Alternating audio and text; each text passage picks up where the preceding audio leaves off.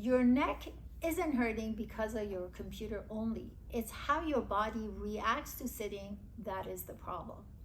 In this video, I'm going to talk about why sitting at your desk is such a common trigger and give you 3 tips that are helpful, and finally show you 2 exercises that will help you in making those connections.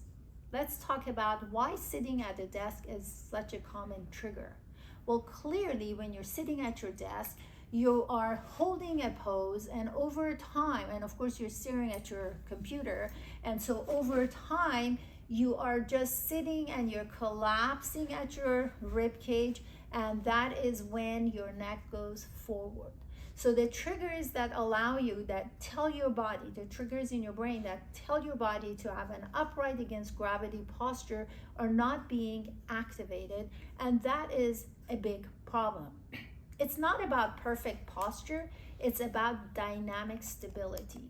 And that is a huge thing because your butt and your legs are not supporting you. It's the chair, and they make these amazing chairs that are, you basically sit behind them, behind your device, and it can be there forever. Well, not forever, but for a long time, without even realizing you need to get up and go. So there are things that you need to be aware of. So I recommend, here's tip number 1, to reset your rib cage and your pelvis by paying attention to the stacking of your basically rib cage over your hips or your pelvis. That is very, very important. So that means when you're sitting, you need to pay attention to these things. When you're standing, you need to pay attention to these things. You need to have mindful movement and awareness of your body. That's tip number 1. The second thing that you want to part of this first one is biological breathing. Biological breathing is the kind of breathing that we understand by studying human babies. I have done videos on biological breathing. If you have not subscribed to my channel, make sure you do. For this video, end of this video, I'll put the video for biological breathing. But I think we have thousands of videos on YouTube, and I'm not holding anything back. They're all meant to educate you, to allow you to take control of how you let your day to go by and how to be. So make sure you subscribe to the channel, so when I post them, which I post I think once or twice a week, so you become aware of what's out there. So biological breathing is breathing through the nose and allowing the sides of your body to go outward while you're maintaining stability of your posture. That is dynamic stability, because all those movements that happen with breathing, when done right, provide great value. Biological breathing, by the way, is how we naturally condition the muscles inside of our pelvis, which are so important for pelvic stability. So lack of conditioning of these muscles lead to pelvic floor dysfunction. That was just a side note.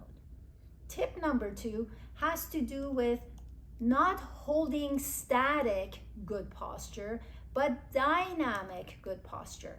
You start with static, meaning you're not moving, by being on the floor and practicing developmental exercises. That's what this channel is all about. Developmental exercises are how every single newborn becomes a running toddler. No bands, no weights, no gyms, no guidance. This is how we're hardwired to do these exercises, to do these developmental exercises. First thing needs to be in place before the second thing happens. And this is how different parts of our body connect and have that synergistic performance, which allow us to have better posture, fewer injuries, and faster recoveries. So be aware of that. Make sure, again, subscribe to my channel to see what these exercises are all about. And tip number 3 is you gotta pay attention to your ergonomics. I used to tell my patients to stand up and sit down, so have a stand-up seated desk, and do so every hour. Now I'm saying every 30 minutes, because I'm seeing we have the need for it. So there are certain things that go with this ergonomics. For example, the middle of your monitor needs to be slightly above your eye level. Your monitor needs to be about 25 inches from you, not closer or farther away. Your keyboards need to be the whole width, as wide as your shoulder width. And you don't reach the keyboard, you bring the keyboard closer to you. Your elbows need to be comfortably resting, not pushed up on the desk. And your wrists and your elbows need to be on the same level, parallel to the ground. I personally sit on an exercise ball, and I highly recommend all of my patients to sit on a huge exercise ball so they can put as much air or as little air to adjust the height of their exercise ball for their desktop. Ergonomics is very, very important, and no matter what you do and how perfect your ergonomics is, you gotta get up and move from seated to standing up. Nothing is going to make the damage of staring at a device go away for good. At least you can minimize it. I pay attention to different points of my body, my heels, my hips over my ankles, my neck over my perineum, every time I wash my hands. If you have not subscribed to my channel, make sure you do, because I've done videos on what principles of movement are. What are some of the things to do to pay attention to? Some of the postural neurology exercises that activate the portion of your brain that say upright against gravity. I will see if I can find the video called Praise the Sun and add it to the end of this video so you kind of get to see what that's all about. Now let's talk about some of the developmental exercises that will help you with your neck positioning.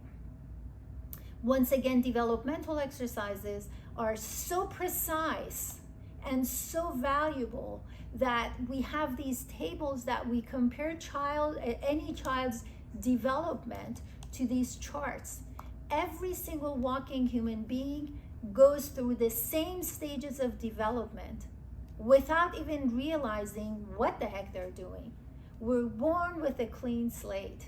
We all have the opportunity to develop what we can. So this machine is able to perform what it is to do. Now we won't get philosophical on the missions of life, but you get the point here.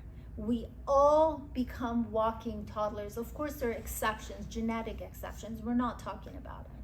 So back to developmental exercises. There's so many of them. Make sure that you do the subscribe to my channel to see what that's all about. The one thing that I like is we can start with the neck is tummy time. This is when you were 6 weeks old. 6 weeks old. So 6 weeks to 3 months old. And so what you're gonna do is you're gonna be on your tummy like so. And so the crease of your elbow and the ear holes are on the same line. You go on your forehead, you press on the inside of your elbows. You're not squeezing your butt, you're breathing biologically, and you are going to press on the inside of your elbows and gently sending the shoulder blades, gently, that's the key word. So don't shove it down, slowly move it towards your back pocket. Scrape your nose, get the tip of your nose off, look up an inch and hold your head. Now glide your neck up without changing the position of the head as you're pressing on the inside of your elbows and keeping your shoulder blade down. This exercise activates the back of the neck muscles, which are in charge of holding or stabilizing your head in place. They work with the muscles of the front to stabilize your neck, and when you're working at a desk with your head going forward, you are basically not using them. So this is a great exercise that we first did. Remember, I said you could barely hold your head up. Well, this is what we did to develop these muscles there. Another great exercise that allows your neck to perform its job and the rest of the body to practice their job in stabilizing your trunk, which is so important, is what you did about 7 months of age. It's called quadruped, or basically you're on all four. So you're going to be going on all four. You're on your hands pushing the ground away. Your elbows are not locked. Your hips are over your knees. You're pressing from the knees to the top of your ankles. You're pressing down. You're not arching your butt or flexing your pelvis. You are neutral spine. Your head has looked up and your neck is gliding up, sending the shoulder blades towards your back pocket without extending your mid-back. You're breathing biologically and you're holding this position. Once you get better at it, more comfortable at it, you can maintain what you created in this rectangle as your arms and your legs are pushing the trunk back and forth. The key here is your neck is not going to be stable if it has to pick up the load of somewhere else in your body. What matters, and what I always tell my patients, is every part of your body carries its own carry-on. So if your head has to pick up what the neck is not doing, then you are going to end up with overactive suboccipitals, headaches, and instability there. Meanwhile, your neck muscles are not in the back, are not doing the job. Now you have instability in your neck.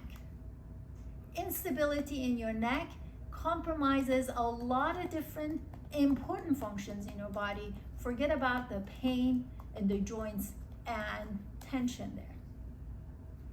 Functional mobility is the goal, and that is only provided through developmental exercises. When we're born, we have the body parts, and how they connect is what mechanics of movement is. You cannot build strength over wrong mechanics. So focus on learning what proper mechanics is, and then repeat it to get strength.